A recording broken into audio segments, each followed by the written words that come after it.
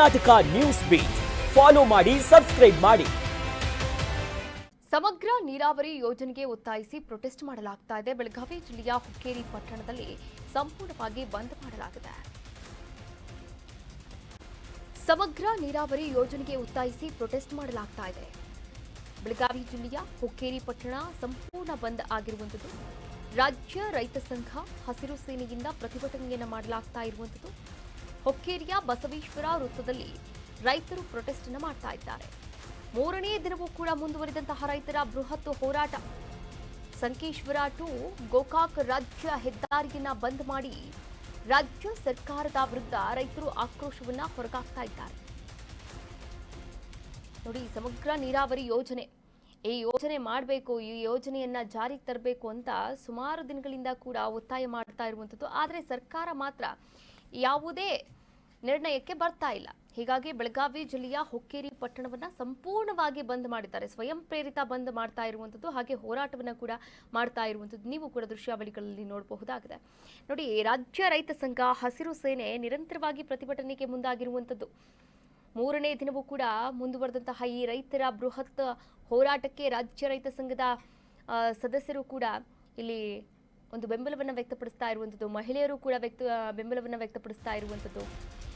ಹುಕ್ಕೇರಿಯ ಬಸವೇಶ್ವರ ವೃತ್ತದಲ್ಲಿ ರೈತರು ಪ್ರೊಟೆಸ್ಟ್ ಅನ್ನ ಕೂಡ ಮಾಡ್ತಾ ಇದ್ದಾರೆ. ಇದಕ್ಕೆ ಸಂಬಂಧಪಟ್ಟಂತೆ ಮತ್ತಷ್ಟು ಅಪ್ಡೇಟ್ಸ್ ಕೂಡ ಬರ್ತಾ ಇದೆ, ನೋಡ್ತಾ ಹೋಗೋಣ. ರೈತರ ಹೋರಾಟವನ್ನ ಬೆಂಬಲಿಸಿ ಹುಕ್ಕೇರಿ ಪಟ್ಟಣವನ್ನ ಬಂದ್ ಮಾಡಲಾಗಿದೆ. ಅಂಗಡಿ ಮುಂಗಟ್ಟುಗಳನ್ನ ಮುಚ್ಚಿ ರೈತರು ಹೋರಾಟಕ್ಕೆ ಬೆಂಬಲವನ್ನ ಕೂಡ ನೀಡುತ್ತಾರೆ. 3 ದಿನದಿಂದ ಕೂಡ ಹೋರಾಟ ಮಾಡ್ತಿದ್ರು. ಸರ್ಕಾರ ಮಾತ್ರ ಸ್ಪಂದನೆಯನ್ನ ನೀಡ್ತಾ ಇಲ್ಲ. ಜಿಲ್ಲಾ ಉಸ್ತುವಾರಿ ಸಚಿವರು ಜಿಲ್ಲಾಡಳಿತ ಸ್ಥಳಕ್ಕೆ ಇನ್ನೂ ಕೂಡ ಬಂದಿಲ್ಲ. ಸಮಸ್ಯೆಯನ್ನ ಕೇಳೋಕೆ ಬಂದಿಲ್ಲ ಅಂತ ರೈತರು ಆಕ್ರೋಶವನ್ನ ಕೂಡ ಹೊರಗಾಕಿದ್ದಾರೆ.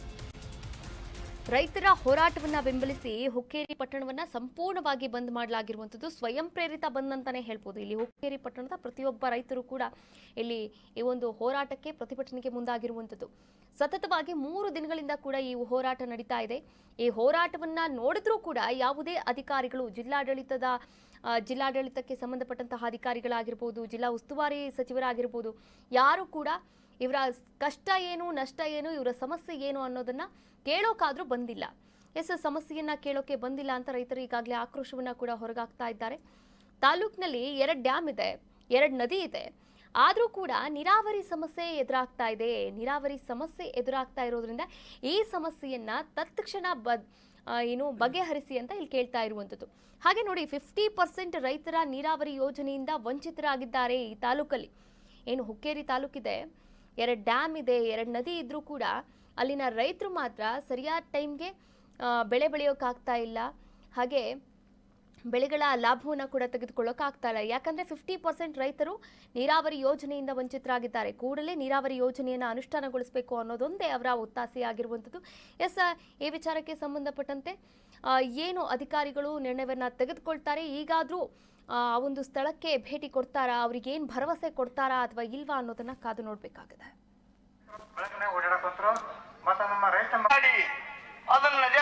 ಮಳೆಯಿಂದಾಗಿ ಮರ ಬಿದ್ದು ಹಾನಿಯಾಗಿದೆ, ಜಾಸ್ತಿನೇ ಜಖಮಾಗಿದೆ ಕಾರು.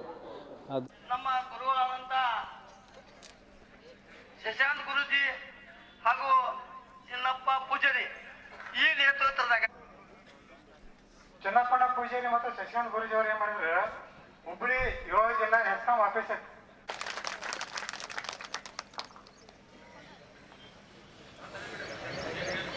ಮಾಡ್ಕೊಂಡು ಮನೆ ಕೊಂಡು ನೀರು ಸಿಗಲ್ಲ.